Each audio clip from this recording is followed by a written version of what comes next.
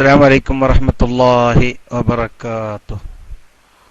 മാഷാഅല്ലാഹ്, ജസാക്കുമുല്ലാഹ് ഉസ്താദ്. ഈ പള്ളിയിൽ ഉറങ്ങുന്നതിനൊരു കാര്യം പറഞ്ഞല്ലോ ഉസ്താദെ. ഈ പറഞ്ഞത് പള്ളീൻ്റെ ആവശ്യാർത്ഥം അവിടെ പരിപാലിക്കുന്ന ഇമാമിങ്ങളും മറ്റും ഉള്ളവരോ അല്ലെങ്കിൽ പള്ളിയിൽ എത്തിക്കാഫിരിക്കുന്നവരോ ആണോ?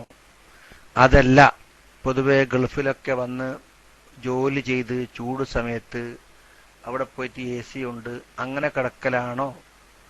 അപ്പോൾ അങ്ങനെയുള്ളവരടുത്ത് പോയിട്ടല്ല, അവർക്ക് ശല്യമാകുന്നുണ്ടെങ്കിൽ തന്നെയും ഓതാൻ പറ്റുമോ എന്നതാണ് മറ്റൊരു ചോദ്യം കൂടിയുണ്ട്. അസ്സലാമു അലൈക്കും.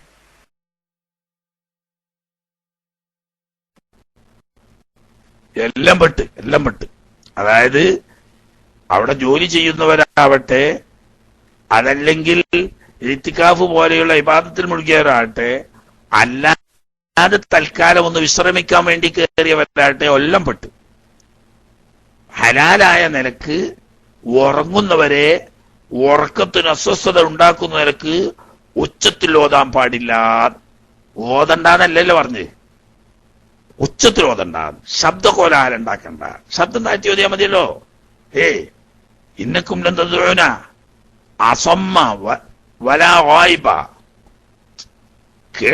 കേൾവിയില്ലാത്തവനോടോ സ്ഥലത്തില്ലാത്തവനോടോ അല്ല നിങ്ങൾ ദുആ ചെയ്യുന്നത്. അതുകൊണ്ട് അയ്യോന്നാസ് ഇർബഅൻഫുസിക്കും, ജനങ്ങളെ, നിങ്ങളുടെ നഫ്സുകളുടെ മേൽ നിങ്ങൾ ഒരു ദയ ചെയ്യ്, നിങ്ങൾ ഒച്ചമ്പിളി ഉണ്ടാക്കി ഇടങ്ങേറുണ്ടാക്കല്ലേ എന്ന് നബി സല്ലല്ലാഹു അലൈഹി വസല്ലം തങ്ങൾ പറഞ്ഞില്ലേ. അപ്പൊ ഓത്തുന്ന കൂലി കിട്ടാണെങ്കിൽ ഒച്ചപ്പാട് ഉണ്ടാക്കിക്കൊള്ളുന്നില്ല, അവനാന്റെ ശരീരം കേട്ടാ മതിയല്ലോ. അപ്പൊ രണ്ടു കൂട്ടർക്കും മുടക്കില്ല, ഓതുണോന് ഓതും ചെയ്യാ, ഉറങ്ങണോന് ഉറങ്ങും ചെയ്യാ. ഇപ്പം പൊഞ്ചോ ഒച്ചമ്പിളിയാക്കിയിട്ട് ഓതി അങ്ങനെ വേണ്ട, മറ്റുള്ളവരെ ഇടങ്ങേറാക്കിയിട്ട് പുണ്യെടുക്കണ്ട, അതാ പറഞ്ഞതിന്റെ അർത്ഥം. അല്ലാതെ ഓതണ്ടാന്നല്ല. അത് ഹലാലായ നിനക്ക് പറഞ്ഞേക്ക് ജോലി സമയത്ത് ക്ഷീണിച്ച് വന്ന് കിടന്നുറങ്ങുന്നവനായാലും അല്ലാതെ പള്ളിയുമായി ബന്ധപ്പെട്ട ആളുകളായാലും അതോ അല്ലെങ്കിൽ എത്തിക്കാവ് പോലെയുള്ള ഇബാദത്തുള്ളവരോ ഒക്കെ ഒരു കണക്ക് തന്നെ. ശുക്രൻ ഉസ്താദ്. ഇനി വൽ ഔജഹു അൻഹ ലാ തൻഅഖിദു എന്ന് കസ്സലാത്ത് ബിൽ വഖ്തിൽ മക്ruഹ എന്ന് പറഞ്ഞല്ലോ ഉസ്താദെ. മക്ruഹായ കറാഹത്തുള്ള സമയത്ത് നിസ്കരിച്ചാൽ തന്നെ നിസ്കാരം തന്നെ സഹിയാവൂല എന്ന് പറഞ്ഞു. അപ്പോ ഉദ്ർ കൊണ്ട് ഖളായ നിസ്കാരങ്ങള് എത്രയും വേഗം അവന്റെ മറ്റെല്ലാ അത്യാവശ്യ സമയത്തിനൊഴിച്ച് ബാക്കിയൊക്കെ അതിന് സമയം വിനിയോഗിക്കണം എന്ന് പറഞ്ഞു. അപ്പോൾ ഇങ്ങനെ ചിലപ്പോൾ ചില കറാഹത്തായ സമയം വരും, നട്ടുച്ച സമയത്ത്, വെള്ളിയാഴ്ച അല്ലാത്ത സമയങ്ങളിൽ, സുബഹി നിസ്കാരത്തിന് ശേഷം. അത് ഇവിടെ ഹറാമാണെന്നും അത് കറാഹത്താണെന്നും അഭിപ്രായം ഉണ്ടാകുമ്പോൾ തന്നെയും ഇവിടെ നിസ്കാരം തന്നെ അത് സഹിയാവുകയില്ല ഉസ്താദെ.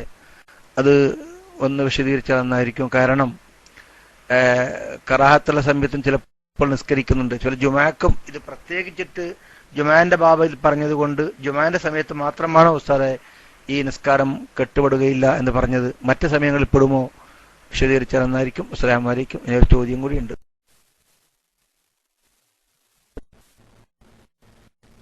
എന്താ പ്രശ്നം ഈ ആലൂരിന് പറ്റി? നിങ്ങൾക്ക് ആകെ പുടുത്തം വിട്ടാലൂരെ രണ്ടുകൂടി കൂടിക്കൊയ്യണ്ട. അത് പറഞ്ഞതേ കറാഹത്തായ വഖത്തുകളിൽ നിസ്കാരം കെട്ടുപെടൂല എന്ന് പറഞ്ഞത് അത് ഞാൻ അവിടെ പിന്നെ വിശദീകരിച്ചല്ലോ. ഒന്നിരിക്കൽ മുത്ലഖ് സുന്നത്ത്, അതല്ലെങ്കിൽ പിന്തിയ കാരണമുള്ള സുന്നത്ത്, അത് മാത്രാണ് കറാഹത്തിന്റെ വഖത്തിൽ കെട്ടുപെടൂല എന്ന് പറഞ്ഞത്. വെള്ളിയാഴ്ച ഖത്തീബ് മിമ്പറിൽ കയറി ഇരിക്കുന്ന സമയത്ത്, ഖുത്ബ കഴിയുന്നതിന്റെ ഇടയ്ക്കുള്ള സമയത്ത് എല്ലാം പെട്ട്, തഹിയ്യത്തൊഴിച്ച് ബാക്കി എല്ലാ നിസ്കാരങ്ങളും പെട്ട്. അപ്പൊ രണ്ടുകൂടി കൺഫ്യൂഷൻ ആക്കണ്ട നിങ്ങള്. കറാഹത്തിന്റെ സമയത്ത് നിസ്കാരം കെട്ടുപെടൂല പറഞ്ഞത് ഫർള് ഖളാ വീട്ടാൻ പറ്റൂല എന്നല്ല, അല്ലെങ്കിൽ നേർച്ച ഉണ്ടെങ്കിൽ വീട്ടാൻ പറ്റൂല എന്നല്ല, അല്ലെങ്കിൽ മുൻകടന്ന കാരണമുള്ളത് നിസ്കരിക്കാൻ പറ്റൂല എന്നല്ല, അതൊക്കെ നിസ്കരിക്കാം. ഉദാഹരണം, ഒരാള് സുബഹി ഖളായതിന്റെ ശേഷമാണ് ഉണർന്നത്, സൂര്യ ഉദിച്ചു വരുന്നത്, എന്നാ അപ്പൊ തന്നെ സുബഹി നിസ്കരിക്കാം. അതല്ലെങ്കിൽ നട്ടുച്ച സമയത്താണ് സുബഹി നിസ്കരിച്ചിട്ടില്ല എന്നുള്ള കാര്യം ഓർമ്മ വന്നത്, എന്നാ ആ സമയത്ത് നിസ്കരിക്കാം, ഒക്കെ ചെയ്യാം. അവിടെ കറാഹത്തായ വഖത്ത് നിസ്കരിക്കാൻ പാടില്ല എന്നത് തീരെ വഖത്തോ സബബോ ഇല്ലാത്ത മുത്ലഖ് സുന്നത്ത്, അതല്ലെങ്കിൽ പിന്തിയ കാരണമുള്ള, ഉദാഹരണം ഇഹ്റാം ചെയ്യാൻ വേണ്ടിയിട്ടുള്ള സുന്നത്തുസ്കാരം, അതല്ലെങ്കിൽ യാത്ര പുറപ്പെടാൻ വേണ്ടിയിട്ടുള്ള സുന്നത്തുസ്കാരം പോലെയുള്ളത് എന്ന് പറഞ്ഞാൽ അത് യാത്ര പിന്നെ നിസ്കരിച്ചിട്ട് പിന്നെയാണല്ലോ പോണത്. അതുപോലെ തന്നെ നിസ്കരിച്ചിട്ട് പിന്നെയാണല്ലോ ഏറാൻ ചെയ്തത്. ഇങ്ങനെ പിന്തിയ കാരണമുള്ള നിസ്കാരവും തീരെ വക്തോ കാരണമോ ഇല്ലാത്ത മുത്തലഖ് സുന്നത്തും മാത്രമാണ് കെട്ടുപെടൂല, സഹിയാവൂല, നിസ്കരിക്കാൻ പറ്റൂല എന്ന് പറഞ്ഞത്. ഏത് വെള്ളിയാഴ്ച അല്ലാത്ത മൊത്തം പാടില്ല എന്ന് പറഞ്ഞു. ആ കറാഹത്തായ വക്തുകളിൽ ഫർദ് നിസ്കരിച്ച അദാവും നിസ്കരിക്കുക, ഖളാവും നിസ്കരിക്കുക, അതുകൊണ്ട് കുഴപ്പമില്ല. മുൻകടന്ന കാരണമുള്ള ഉദാഹരണം റവാത്തിബ് സുന്നത്ത് മുമ്പ് നിസ്കരിച്ചിട്ടില്ലെങ്കിൽ ശേഷം നിസ്കരിക്കുക, ഖളാ വീട്ടാനുള്ള സമയത്ത് നിസ്കരിക്കുക, ഒക്കെ ചെയ്യാം. മുത്തലഖ് പാടില്ല, മുത്തലഖ് സുന്നത്ത് പാടില്ല, അല്ലെങ്കിൽ പിന്തിയ കാരണമുള്ളതും പാടില്ല എന്നേ പറഞ്ഞു. അതേസമയത്ത് വെള്ളിയാഴ്ച ഖത്തീബ് മിമ്പറി കയറിയിരുന്നോടെ മുതൽക്ക് പാടില്ല എന്ന് പറഞ്ഞത് ഖളാവും പാടില്ല, അദാവും പാടില്ല, സുന്നത്തും പാടില്ല, ഫർദും പാടില്ല, കാരണം മുൻഗണനവും പാടില്ല, പിന്തിയവും പാടില്ല, ഒന്നും പാടില്ല. ആകെ ഒറ്റൊന്ന്, ഏത്? തയ്യത്ത് നിസ്കാരം. ആ തയ്യത്തിന്റെ കൂട്ടത്തിൽ റവാത്തിബ് കരുതിയാൽ കുഴപ്പമൊന്നുമില്ല. 2 റക്അത്തിന്മേൽ പരിമിതപ്പെടുത്തണം എന്ന ഷർത്തോടു കൂടി. ബാക്കി ഒരു നിസ്കാരവും പാടില്ല. അത് ജുമാന്റെ ഖത്തീബിന് മിമ്പറിൽ കയറിയോടെ മുതൽക്ക് മാത്രമാണ്. അപ്പൊ രണ്ടുകൂടി കൺഫ്യൂഷൻ ആകണ്ട, അത് വേറെ ഇത് വേറെ.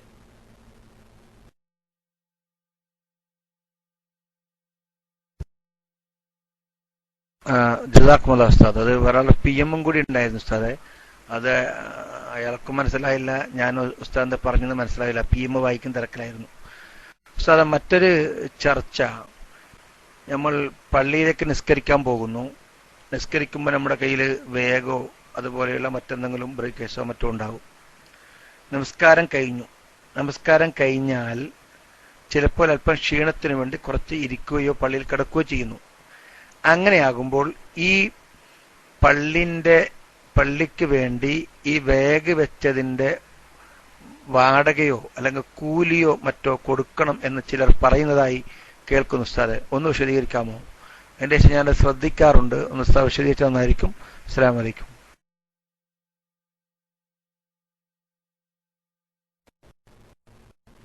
ഞാൻ കണ്ടിട്ടില്ല.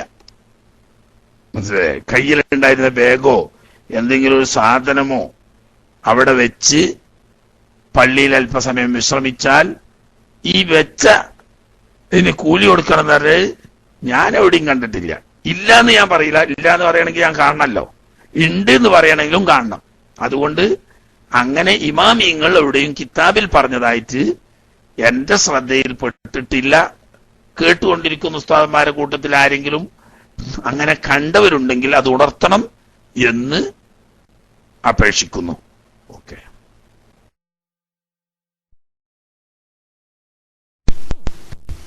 അസ്സലാമു അലൈക്കും. വെള്ളിയാഴ്ചയും സൂറത്തുൽ കഹ്ഫും തമ്മിലുള്ള അഭേദ്യമായ ബന്ധം എന്താണെന്ന് പറഞ്ഞാൽ നന്നായിരുന്നു. വെള്ളിയാഴ്ച സൂറത്തുൽ കഹ്ഫിനാണുള്ള മുൻഗണന. മൈക്കില്ലേ?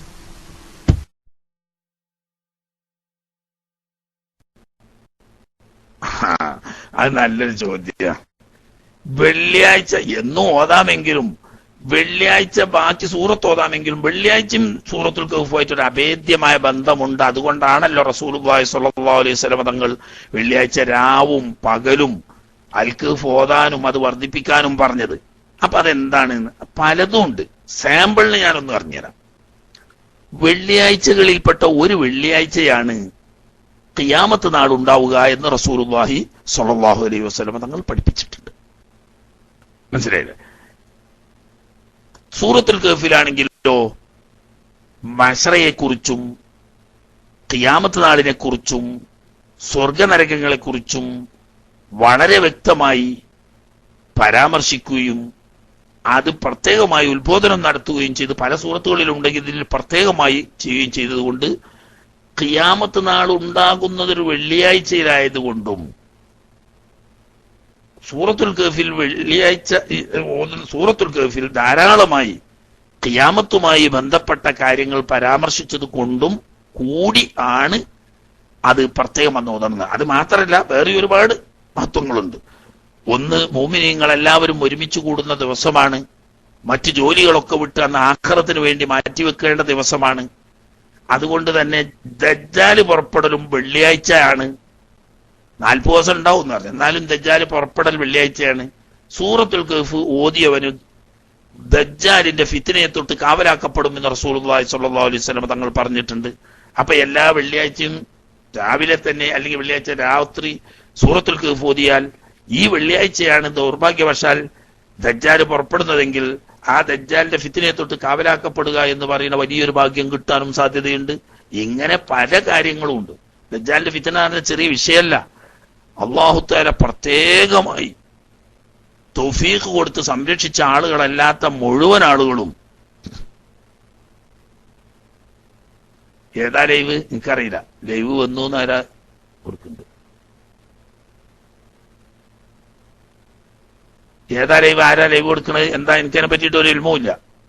നമുക്ക് എപ്പോഴും നിർത്താൻ മുമ്പേ റെഡിയാണ്. മോളൂര് എവിടെ? കീശേരി. എന്താണ് ലൈവിനെ പറ്റി പറയുന്നത്? എന്ത് ലൈവാണ് എനിക്കറിയില്ല.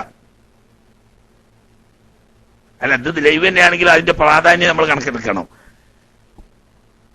ഏതെങ്കിലും കാര്യമായ ഉസ്താദന്മാരെന്തെങ്കിലും പ്രഭാഷണമാണെങ്കിൽ അത് നമ്മൾ പ്രത്യേകിച്ച് കണക്കെടുക്കുക തന്നെ വേണം.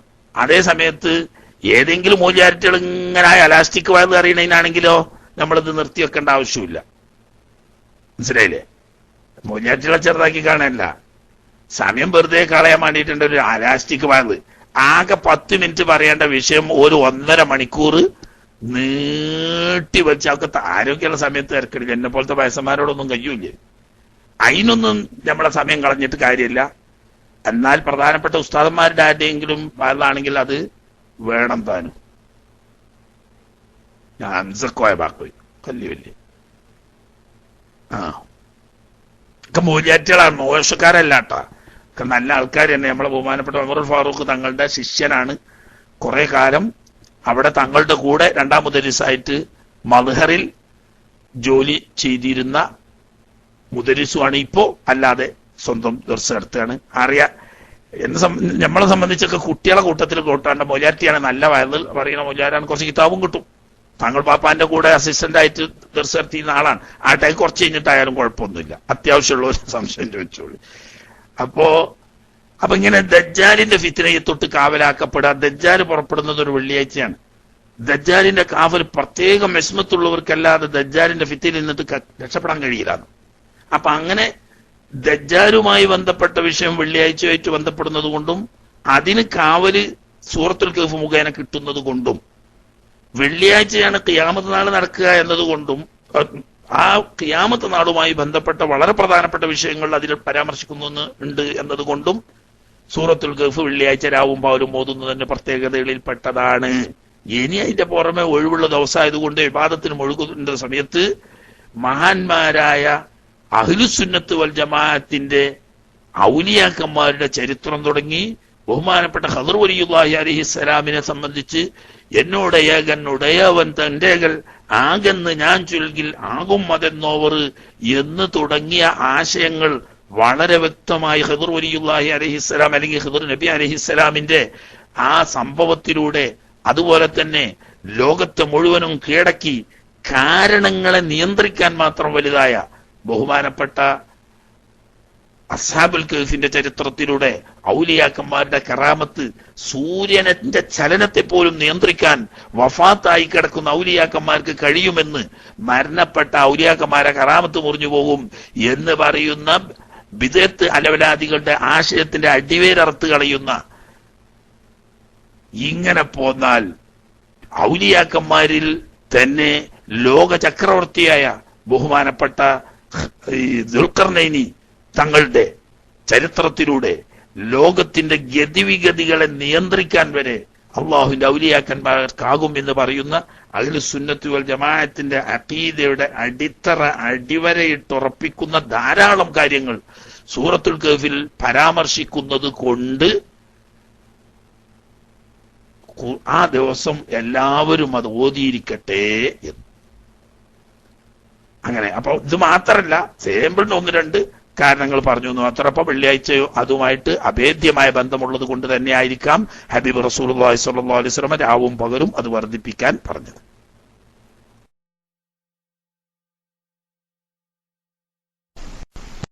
അസ്സലാമു അലൈക്കും വറഹ്മത്തുള്ളാഹി വബറകാതുഹു. മാഷാ അല്ലാഹ്, ജസാക്കുമുല്ലാഹ് ഉസ്താദ്. നമ്മുടെ സഹോദരന്മാർ ദായിമാരാണെങ്കിൽ പോലും ലൈവ് ഇപ്പോൾ ഈ സെക്ഷനിൽ ബഹുമാനപ്പെട്ട അബൂ ഷാക്കർ ഉസ്താദിന്റെ ചോദ്യോത്തര വിഷയവുമായിട്ട് ബന്ധപ്പെട്ട ആ സെക്ഷനിൽ ലൈവ് വന്നു കഴിഞ്ഞാൽ പബ്ലിക്കിൽ ലൈവെത്തി ഇങ്ങനെ അടിക്കുന്നത് ഒരു ഉചിതമല്ല. കാരണം ഉസ്താദിന്റെ ക്ലാസ്സുമായിട്ട് ബന്ധപ്പെട്ട് അത് തടസ്സമാവും. മാത്രമല്ല നമ്മൾ കൊടുക്കേണ്ടത് ശ്രോതാക്കൾക്ക് വേണ്ടതാണ്. അപ്പോൾ ശ്രോതാക്കളിൽ ഒരാൾ പോലും ലൈവ് ഇപ്പോൾ കൊടുക്കാൻ പറഞ്ഞിട്ടില്ല, ഇത് കഴിഞ്ഞിട്ട് കൊടുക്കാനാണ് പറയുന്നത്. അപ്പോൾ എല്ലാവരുടെയും ആഗ്രഹം എല്ലാ സമയത്തും ഈ സെക്ഷൻ പൂർണ്ണമായി അവസാനിച്ച ശേഷം ലൈവ് കൊടുക്കലാണ് വേണ്ടത്. അത് ഇനി അതല്ല, നേരത്തെ ഉസ്താദ് സൂചിപ്പിച്ചതുപോലെ വല്ല പ്രത്യേക ലൈവോ അല്ലെങ്കിൽ പ്രത്യേക ഉസ്താദുമാരുടെ നിർദ്ദേശങ്ങളോ കാര്യങ്ങളോ ഒക്കെ ആണെങ്കിൽ അഡ്മിന്മാരും കിഷേരി ഉസ്താദൊക്കെ ആയിട്ട് ബന്ധപ്പെടുകയല്ലാതെ പബ്ലിക്കിൽ അങ്ങനെ അടിക്കൽ ശരിയല്ല എന്ന് പ്രത്യേകം ഉണർത്തുന്നു. അത് നമ്മുടെ ലൈവിനെ എന്താക്കുന്നതല്ല, മോശമാക്കി കാണുന്നതല്ല. പക്ഷെങ്കിൽ ശ്രോതാക്കൾക്ക് വേണ്ടതാണ് നമുക്ക് വേണ്ടത്. ഒരുപാട് ആൾ ഇപ്പൊ ചോദ്യം ചോദിക്കുന്ന 3-4 ആളുകളല്ല, അവരുടെ ചോദ്യത്തിൽ നിന്ന് ഒരുപാട് കാര്യങ്ങൾ പഠിക്കാൻ വേണ്ടി ചോദ്യം വരട്ടെ എന്നുള്ള നിലക്ക് അനങ്ങാതിരിക്കുന്ന ഒരുപാട് ആളുകളുണ്ട്. അതുകൊണ്ട് പ്രത്യേകം ഉണർത്തുന്നു. ഇൻഷാ അല്ലാഹ് ഒരു ചോദ്യമുള്ളത് ഒരു മസല കേൾക്കാനിടയായി. അതായത് ഒരാള് ഒരു സംഖ്യ ഒരാൾക്ക് വായ്പം കൊടുത്തു, കടം കൊടുത്തു. അപ്പൊ കടം കൊടുത്തപ്പോ പ്രത്യേക ഒരു ഡേറ്റ് ഒന്നുമില്ല, പെട്ടെന്ന് തരാം എന്ന് പറഞ്ഞ് വാങ്ങിയതാണ്. പക്ഷെങ്കിൽ സക്കാത്തിന് കൊടുക്കാൻ വേണ്ട തുകയുണ്ട്. ആ തുക ഇദ്ദേഹം 1 വർഷം കഴിഞ്ഞു കൊടുത്തില്ല. ഇദ്ദേഹം ഇങ്ങനെ നീട്ടിക്കൊണ്ടുപോകാൻ അങ്ങനെ ഒരു 5-10 വർഷം കഴിഞ്ഞിട്ട് ഇദ്ദേഹത്തിന് തിരിച്ചു കിട്ടിക്കഴിഞ്ഞാൽ ഈ സംഖ്യയുടെ ഉടമ 1 വർഷത്തേത് കൊടുത്താൽ മതിയാകും എന്നൊരു മസാല കേട്ടു. അത് ശരിയാണോ എന്ന് അറിയാൻ വേണ്ടിയിട്ടാണ്. അസ്സലാമു അലൈക്കും വറഹ്മത്തുള്ളാഹി.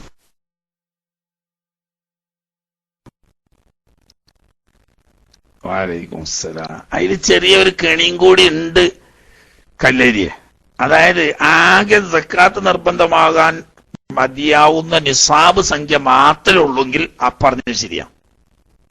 എന്ന് പറഞ്ഞാൽ 595 ഗ്രാം വെള്ളിക്ക് തുല്യമായ സംഖ്യയേ ഉള്ളൂ സക്കാത്ത് നിർബന്ധമാവും. ഏറല്ല, ലക്ഷങ്ങളിൽ നിന്നില്ല. ഇതിൽ കൃത്യമായ സംഖ്യ ഒരാൾക്ക് കടം കൊടുത്തു നോക്കിക്കോ. അങ്ങനെ 1 കൊല്ലം കഴിഞ്ഞു. ആ 1 കൊല്ലം കഴിഞ്ഞപ്പോ സക്കാത്ത് കൊടുത്തില്ല. അപ്പൊ 2.5% അതിൽ നിന്ന് സക്കാത്തിന്റെ ഹക്കായിട്ട് ഇവന്റെ മിൽക്കിന്ന് പോയി. അല്ലോ മനസ്സിലാക്കുക, അല്ലെങ്കിൽ മനസ്സിലാക്കുക. 2.5% സക്കാത്ത് കൊടുക്കണല്ലോ. ആ സംഖ്യ ഇയാൾ കൊടുത്താലും കൊടുത്തിട്ടില്ലെങ്കിലും ഇയാളുടെ മിൽക്കിന്ന് പോയി. ഇയാളെ കയ്യിൽ നിന്ന് കാശെടുത്ത് കൊടുക്കുകയാണെങ്കിൽ ആ സംഖ്യ പിന്നെ അവിടെ ഉണ്ട്, അത് കൊടുത്തിട്ടില്ല. പിറ്റത്തെ കൊല്ലാവും സക്കാത്തിന്റെ നിസാബ് കഴിഞ്ഞിട്ടില്ല. കാരണം എന്താ, ആകെ സക്കാത്തിന്റെ നിസാബാവുന്ന 595 ഗ്രാം വെള്ളിന്റെ സംഖ്യയേ ഉള്ളൂ. അതിന് ഫസ്റ്റിലെ കൊല്ലം 2.5% സക്കാത്ത് പോയില്ല. അപ്പൊ നിസാബിനെക്കാട്ട് കുറഞ്ഞില്ലേ. പിന്നെ ഇനി 10 കൊല്ലം കഴിഞ്ഞിട്ടാണ് കിട്ടുന്ന കുട്ടിക്കോളി. എന്നാലും ആ 1 കൊല്ലത്ത് കൊടുത്താൽ മതി. അത് കാരണം എന്താണ്, 1 കൊല്ലത്തോടു കൂടി ഇയാള് സക്കാത്ത് നിർബന്ധമാവുന്ന നിസാബിൽ നിന്നിട്ട് കീപ്പോട്ട് ഇറങ്ങി. പിന്നെ സക്കാത്തിന്റെ നിസാബില്ല, ബാക്കിയുള്ള കൊല്ലത്തിനൊന്നും സക്കാത്ത് കൊടുക്കണ്ട. അതേ സമയത്ത് ഈ സംഖ്യ തന്നെ ഉള്ളെങ്കിലും ആ സംഖ്യക്ക് 1 കൊല്ലം കഴിഞ്ഞപ്പോ ഇയാളെ കീശേന്ന് എടുത്ത് സക്കാത്ത് കൊടുത്തു. പിറ്റേ കൊല്ലം എന്നാൽ പിന്നെയും കൊടുക്കണം. കാരണം എന്താ, കീശേന്ന് എടുത്ത് സക്കാത്ത് കൊടുത്തപ്പോ നിസാബിന്റെ സംഖ്യ എപ്പോഴും അവിടെ കിട്ടാണ്ട്. അത് അടുത്തൊരു കൊല്ലം കഴിയുമ്പോൾ ആ നിസാബ് എത്തിയ സംഖ്യ 1 കൊല്ലം നിന്നപ്പോ പിന്നെയും കൊടുക്കണം. കീശേന്ന് എടുത്ത് കൊടുത്താൽ പിന്നെയും കൊടുക്കണം.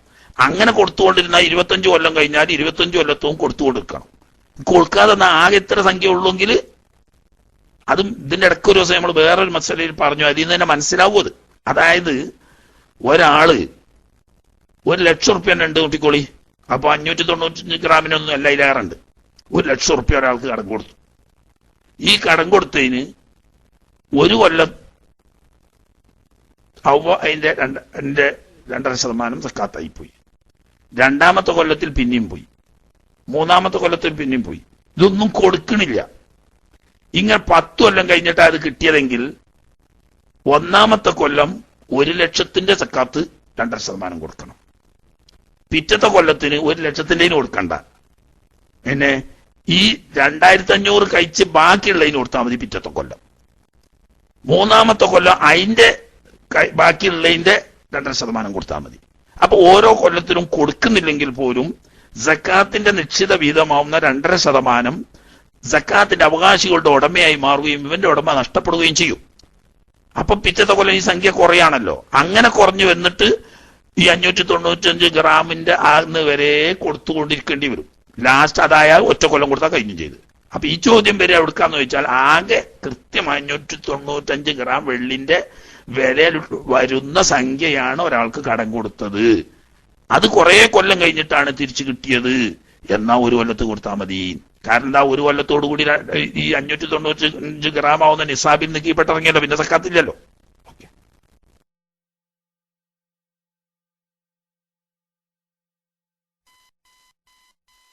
അസ്സലാമു അലൈക്കും വറഹ്മത്തുള്ളാഹി വബറകാതുഹു. ഉസ്താദെ കേൾക്കുന്നുണ്ടാവൂലേ? ഞാൻ ഇന്നലെ 2 ദിവസമല്ലായി ഹജ്ജ് ഉംറ കഴിഞ്ഞ് മദീന സിയാറത്ത് കഴിഞ്ഞ് ഇന്ന് പുലർച്ചെ ഇവിടെ എത്തിയ മക്ബൂലാൻ വേണ്ടി പ്രത്യേകം ദുആ ചെയ്യണം. പിന്നെ ചോദിക്കാനുള്ളത് നോമ്പുമായി ബന്ധപ്പെട്ടതാണ്. അത്തായം കഴിക്കൽ വളരെ പ്രധാനപ്പെട്ട ഒരു സുന്നത്താണല്ലോ ഉസ്താദ്.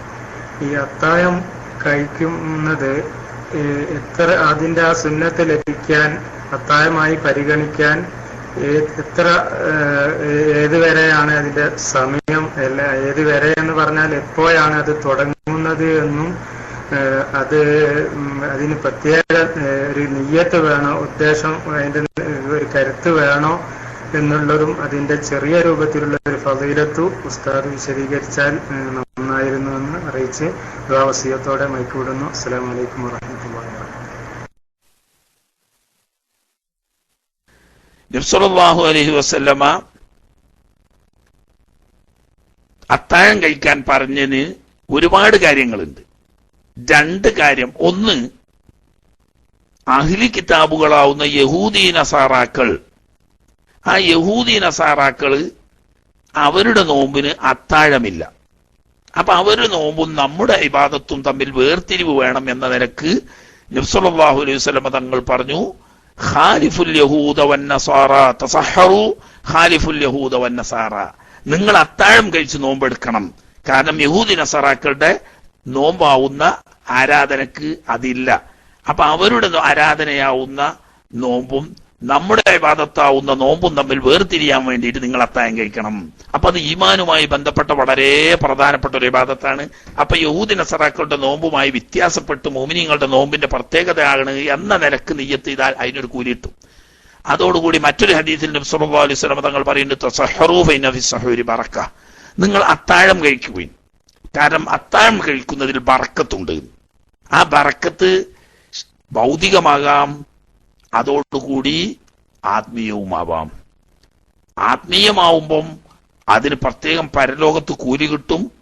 ദുന്യവിയായിട്ട് ശരീരത്തിന് നോമ്പെടുക്കാനുള്ള ഊർജം ലഭിക്കാൻ അത് സഹായകമാവുകയും ചെയ്യും.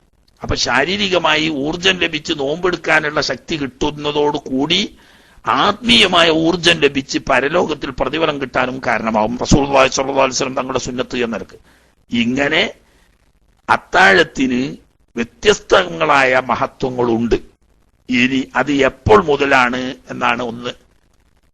അർദ്ധരാത്രി, അതായത് മഗ്രിബ് മുതൽ സുബി ഫജ്ർ സ്വാദിഖ് വരെയുള്ള ആകെ സമയം കണക്കൂട്ടിയാൽ അതിന്റെ പൗതി കഴിഞ്ഞ് രണ്ടാമത്തെ പൗതിയിൽ പ്രവേശിച്ചോടെ മുതൽ വഖത്ത് കടക്കും എന്ന് പറഞ്ഞാൽ അസ്ർ സുന്നത്ത് കിട്ടും.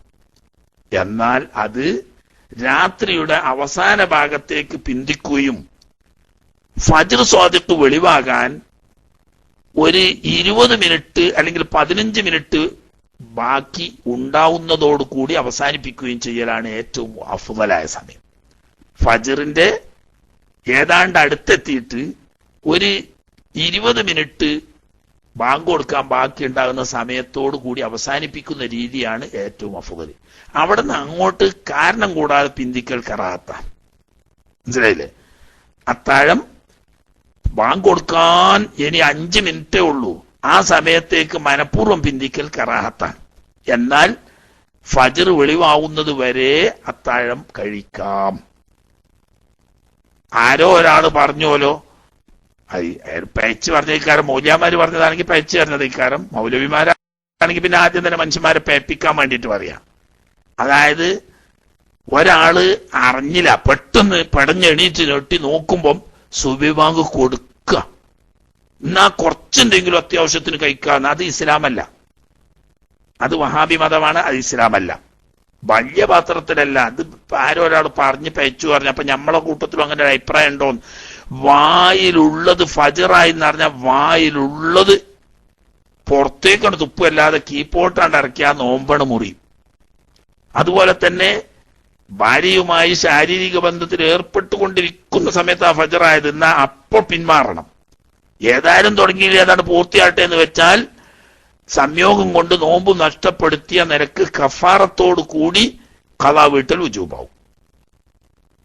അപ്പോ ഉത്തമം ബാങ്ക് കൊടുക്കാൻ 20 മിനിറ്റ് ഉണ്ടാവുന്ന സമയത്ത് അവസാനിപ്പിക്കാം, അതിന് തൊട്ട് മുമ്പായിരിക്കും. അപ്പൊ ഏതാണ്ട് ഫജറോടടുത്ത സമയമാകാം, എന്നാ ഫജർ ആയോന്ന് ഷെക്ക് വരാതിരിക്കാൻ വേണ്ടി അത്താഴ വിരാമമാവുന്ന 20 മിനിറ്റ് ഒഴിവാക്കി. ഇതാണ് ഏറ്റവും അഫ്ളൽ. അതോടുകൂടി ഹലാലായ ഏത് ഭക്ഷണവും ആവാം, പക്ഷേ ഈത്തപ്പഴം കൊണ്ടായിരിക്കലാണ് അഫ്ളൽ. നിയ്യത്തുണ്ടെങ്കിലേ കൂലി കിട്ടുള്ളൂ. ഓക്കെ. അസ്സലാമു അലൈക്കും. നമ്മള് കടന്റെ കച്ചവടത്തിന്റെ സക്കാത്ത് കൊടുക്കുമ്പോ പിന്നെ സ്റ്റോക്ക് എടുത്ത് കൊടുക്കുമ്പോ ഇത് പിന്നെ വാങ്ങിയ വില കൊടുക്കേണ്ടല്ല, വിൽക്കുന്ന വില കൊടുക്കേണ്ടത് ശമനിമിസിലാണ് കൊടുക്കേണ്ടത്, എന്താണെന്ന് അറിയാം. അസ്സലാമു അലൈക്കും.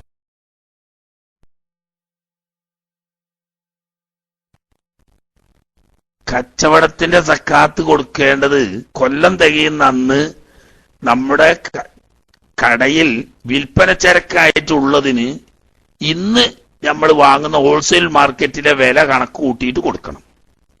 വാങ്ങിയ അന്നത്തെ വിലയല്ല, വിൽക്കണ വിലയല്ല കൂട്ടേണ്ടത്. എന്നാണോ കൊല്ലം തികയുന്നത് അന്ന് ഈ വസ്തുവിന് നമ്മൾ വാങ്ങുന്ന ഹോൾസെയിൽ മാർക്കറ്റിൽ എന്താണോ വില ആ വില അനുസരിച്ച് കൊടുക്കണം. അത് ചിലപ്പോൾ കൂടിയിട്ടുണ്ടാവും, ചിലപ്പോൾ കുറഞ്ഞിട്ടുണ്ടാവും. ചിലപ്പോൾ ആണെങ്കിൽ 3 മാസം മുമ്പ് വാങ്ങിയുണ്ടാവും, 6 മാസം മുമ്പ് വാങ്ങിയുണ്ടാവും, 1 കൊല്ലം മുമ്പ് വാങ്ങിയുണ്ടാവും, ഒക്കെ ഉണ്ടാവും. ഇപ്പോൾ അതിന് ഹോൾസെയിൽ മാർക്കറ്റിൽ എന്താണ് വില എന്ന് നോക്കിയിട്ട് ഇന്നത്തെ മാർക്കറ്റ് വില വെച്ചിട്ട് കണക്ക് കൂട്ടണം. അല്ലാതെ നമ്മൾ വിൽക്കുന്ന വില എന്ന് പറഞ്ഞാൽ അത് വിൽക്കുന്നതിന് ഒരു കൃത്യം വില ഉണ്ടാവില്ല. വാങ്ങിയതാണെങ്കിലോ പണ്ട് വാങ്ങിയതുമല്ലേ. അപ്പോ ഇപ്പോൾ എന്നാണോ കൊല്ലം തികയണത് അന്ന് ഹോൾസെയിൽ മാർക്കറ്റിൽ നമ്മൾ ഈ സാധനത്തിന് എന്ത് വില ഉണ്ട് എന്ന് അന്വേഷിച്ചിട്ട് അതനുസരിച്ച് വില കിട്ടണം. ഓക്കെ. അസ്സലാമു അലൈക്കും. നോമ്പ് മഗ്‌രിബിന്റെ ശേഷം നോമ്പ് തുറന്നില്ല ഒരാള് ഏകദേശം ഒരു 10 മണി വരെ. ഇപ്പോൾ ഇവിടെ നോമ്പ് സ്വമേധയാ മുറിഞ്ഞു പോകുമോ എന്നാണ് സംശയം.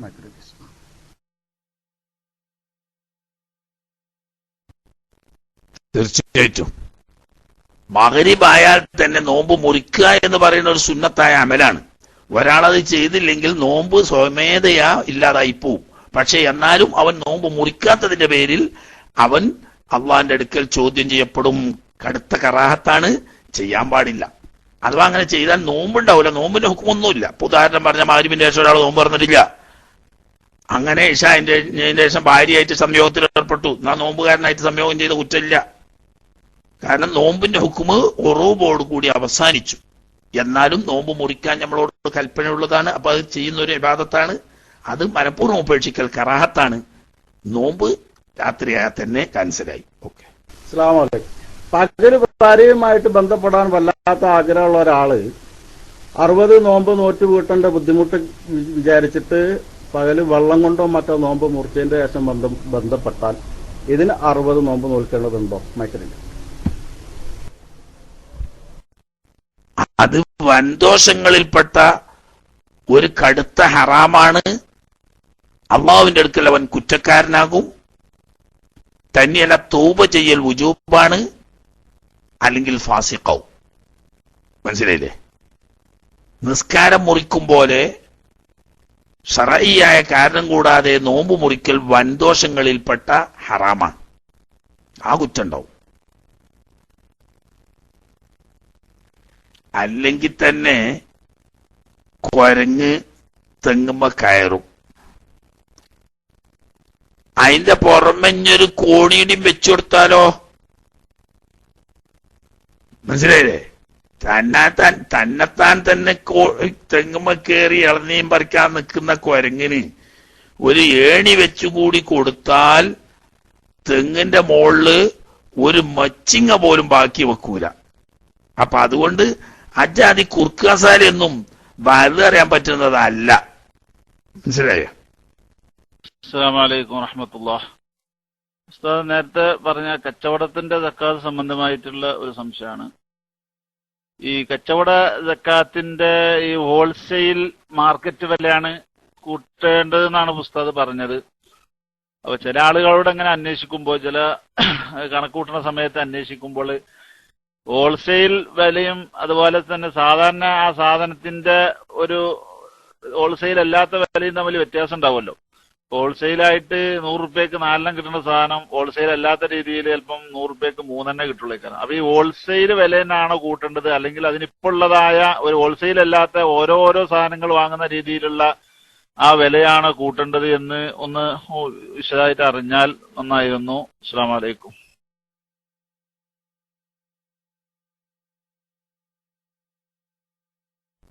ഞാനേ എന്റെ വക പറഞ്ഞതല്ല, അഭിപ്രായം പറയാൻ പറ്റുന്നതല്ലല്ലോ ദീനിന്റെ ഫിഖ് എന്ന് പറയുന്നത്. ബഹുമാനപ്പെട്ട ഇമാം അബ്ദുൽ ഹമീദ് ഷെർവാനി റഹ്മത്തുള്ളാ തുഹഫയുടെ ഹാഷിയിൽ പറഞ്ഞ മസലയാണ് ഞാൻ പറഞ്ഞത്. അതായത് വിൽപ്പന വില എന്ന് പറയുന്നത് കൃത്യമായി നിർണയിക്കാൻ പറ്റുന്നതല്ല. അത് പലർക്കും പല വിലക്കും വിൽക്കും. അത് ഈ ആളുടെ കഴിവാ. അങ്ങനെ വെച്ചിട്ട് സക്കാത്ത് കണക്കൂട്ടാൻ കഴിയില്ല. മുമ്പ് നമ്മൾ എന്ത് വിലക്കാണ് വാങ്ങിയത് എന്ന് കണക്കൂട്ടാൻ കഴിയില്ല. കാരണം ലാഭനഷ്ടങ്ങൾ അതിൽ നിന്നിട്ട് പരിഗണിക്കാൻ കഴിയില്ലല്ലോ. അപ്പോൾ ഇപ്പോഴത്തെ വില എന്ന് പറഞ്ഞാൽ നിങ്ങൾ വാങ്ങുന്ന വില എന്നാ. അഞ്ഞ് പേരിഞ്ഞ് ആ ഹോൾസെയിൽ മാർക്കറ്റ് എന്ന് പറഞ്ഞ് നിങ്ങൾക്ക് അല്ലെങ്കിൽ നിങ്ങൾ പറയണ്ട. ഇന്ന് ആ സാധനം വാങ്ങുവാണെങ്കിൽ എന്ത് വില കൊടുത്ത് വാങ്ങും, ഇന്ന് അതിന്റെ മാർക്കറ്റ് എന്താണ്, അതാണ് കൂട്ടേണ്ടത് എന്നാ ഞാൻ പറഞ്ഞതിന്റെ മായന. അത് എന്റെ അഭിപ്രായമല്ല, ബഹുമാനപ്പെട്ട ഇമാം ഷെർവാനി തുഹഫയുടെ ആശയിൽ പറഞ്ഞതാണ്. സക്കാത്ത് നിർബന്ധമാവുന്ന ദിവസം, അഥവാ കൊല്ലം പൂർത്തിയാവുന്ന ദിവസം വിൽപ്പന ചരക്ക് കണക്കെടുക്കുകയും അതിന് ഇന്ന് മാർക്കറ്റിൽ കിട്ടുന്ന, നിങ്ങൾ വാങ്ങുന്ന വിൽക്കുന്നല്ല, നിങ്ങൾ ഇന്ന് മാർക്കറ്റിൽ വാങ്ങുകയാണെങ്കിൽ വാങ്ങാവുന്ന വില എത്രയെന്ന് വെച്ചാൽ അത് കണക്കാക്കിയിട്ട് കൊടുക്കണമെന്ന്. ഇനി അതിൽ ബാക്കിയുള്ളതൊക്കെ നിങ്ങൾ ഷറഹ് എഴുതിക്കോളി.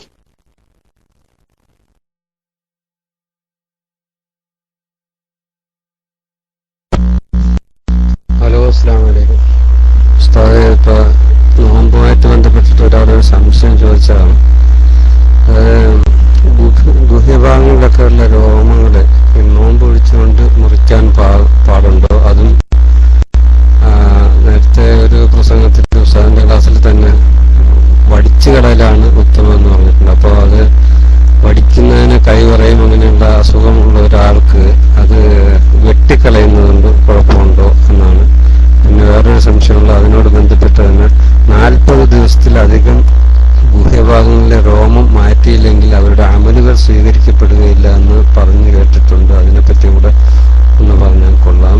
അസ്സലാമു അലൈക്കും.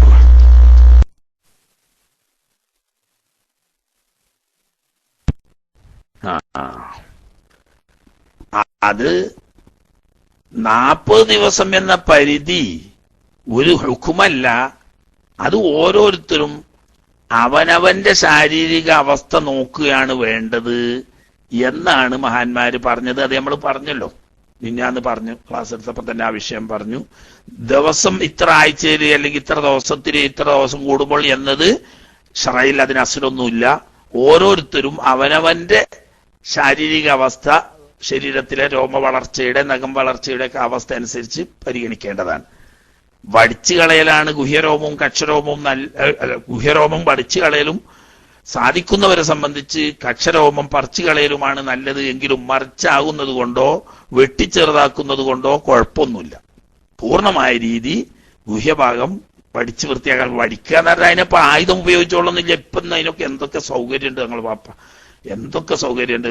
നമ്മൾ നോക്കിയാൽ ഒരു ബകാലെ പോയി നോക്കിയാല്, അതല്ലെങ്കിൽ ഒരു സെയ്തലിയെ പോയി നോക്കിയാല് അവിടെയൊക്കെ ഈ മുസീർ ഷെയർ എന്ന് പറഞ്ഞിട്ടുള്ള സ്പ്രേ കിട്ടാനുണ്ട്, അതല്ലെങ്കിൽ പേസ്റ്റ് കിട്ടാനുണ്ട്. ആ പേസ്റ്റോ സ്പ്രേയോ ഉപയോഗിച്ച് കണ്ട് ടിഷ്യൂ പേപ്പർ കൊണ്ടിട്ട് തുടച്ചാൽ നല്ല ക്ലീൻ ഷേവാവും. അല്ലാതെ ആയുധം തന്നെ ഉപയോഗിച്ചോളന്നില്ല. പക്ഷെ അത് കരുതിയിട്ട് താടിമക്ക് അതിട്ട് ഉപയോഗിക്കാനും പറ്റൂല. കാരണം ഈ പറയുന്ന പേസ്റ്റ് ആണെങ്കിലും സ്പ്രേ ആണെങ്കിലും വെയിൽ കൊള്ളാത്ത ഭാഗങ്ങളിൽ ഉപയോഗിക്കാൻ പാടുള്ളൂ എന്ന് അതിൽ തന്നെ നിർദ്ദേശമുണ്ട്. അപ്പൊ കക്ഷത്തിലും ഗുഹ്യഭാഗത്തും ആ സ്പ്രേ ഉപയോഗിച്ചു കൊണ്ടുവാക്കാം, അതല്ലെങ്കിൽ ഈ പേസ്റ്റ് ഉപയോഗിച്ചു കൊണ്ടാക്കാം, ആയുധം ഉപയോഗിച്ച് കൊണ്ടാക്കാം. അതിനൊക്കെ ബുദ്ധിമുട്ടുണ്ടെങ്കിൽ ഇനി വെട്ടിച്ചെറുതാക്കിയാലും അസ്ല് സുന്നത്ത് കിട്ടും. പഠിക്കലാണ് അഫ്ള്. മറ്റേ കക്ഷം പറിക്കാൻ കഴിയുന്നവർക്ക് പറിക്കലാണ് നല്ലത്, അല്ലാത്തവർക്ക് അവർക്കും പഠിച്ചു കളയാം.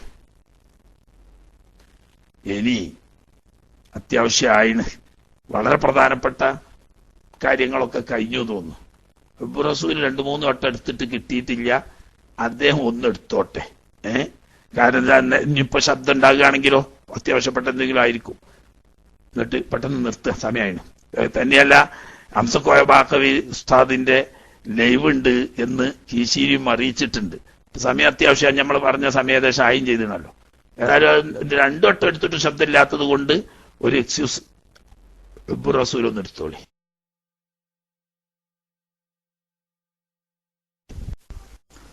അസ്സലാമു അലൈക്കും വറഹ്മത്തുള്ളാഹി ജസാക്കുമുല്ലാഹു ഖൈറ. ഉസ്താദ് കുട്ടികളോട് മാറ്റി കുത്തിവെച്ചത് കൊണ്ട് പ്രശ്നമായതായിരുന്നു. ഇപ്പോൾ കേൾക്കുന്നുണ്ടോ വെച്ചിരിക്കുന്നു. ഇൻഷാ അല്ലാഹ്. ഉസ്താദ് ഖുതുബന്റെ ഇടയിൽ തന്നെ ഖുതുബ ശ്രവിച്ചുകൊണ്ട് അങ്ങനെ ദിക്ർ സ്വലാത്ത് എടുക്കുന്നതിനെ പറ്റിയുള്ളൊരു ഇത് ആൾക്ക് രണ്ടിനും കഴിയാനുള്ള ഒരു കഴിവ് മനസ്സിനുണ്ടെങ്കിൽ അതിന്റെ വിധിനെ പറ്റിയൊന്ന് അറിയാൻ കഴിഞ്ഞിരുന്നായിരുന്നു. അതുപോലെ തന്നെ അൽക്കഹഫ് ഇപ്പൊ വെള്ളിയാഴ്ച കഴിഞ്ഞിട്ട് പിന്നെ അടുത്ത വെള്ളിയാഴ്ച വരുന്നതിന് മുമ്പായിട്ട് പോയി തീർത്തു കഴിഞ്ഞാൽ അതിന്റെ ഖളാവിന്റെ പരിധി കിട്ടുമോ എന്നുള്ളതും കൂടി ഒന്ന് വിശദീകരിച്ചാൽ നന്നായിരുന്നു. ജസാക്കുമുല്ലാഹു ഖൈറ ഉസ്താദ്. അസ്സലാമു അലൈക്കും വറഹ്മത്തുള്ളാഹി.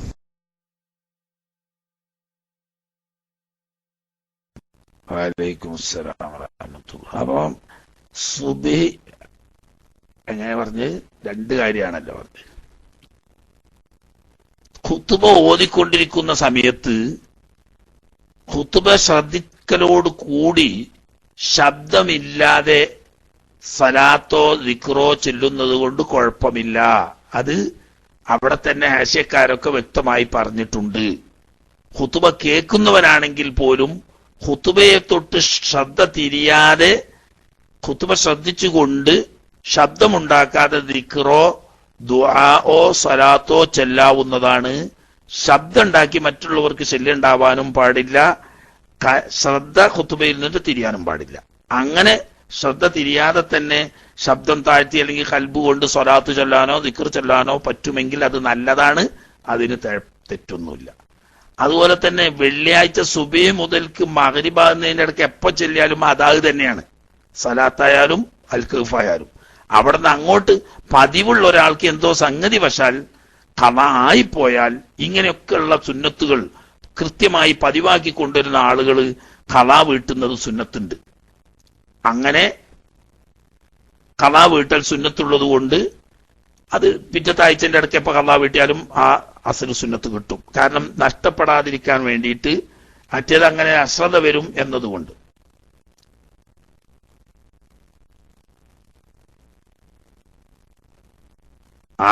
ചോദ്യം നിർത്തിയപ്പോഴോ നിർത്തി. ഹംസക്കോയ ഉസ്താദിന്റെ വയല് കേട്ടോളി, ഞാൻ നിർത്തുകയാണ്. ربنا تقبل منا انك انت السميع العليم وتب علينا انك انت التواب الرحيم. صلى الله على محمد صلى الله عليه وسلم. صلى الله على محمد صلى الله عليه وسلم. اللهم صل على محمد يا رب صل عليه وسلم.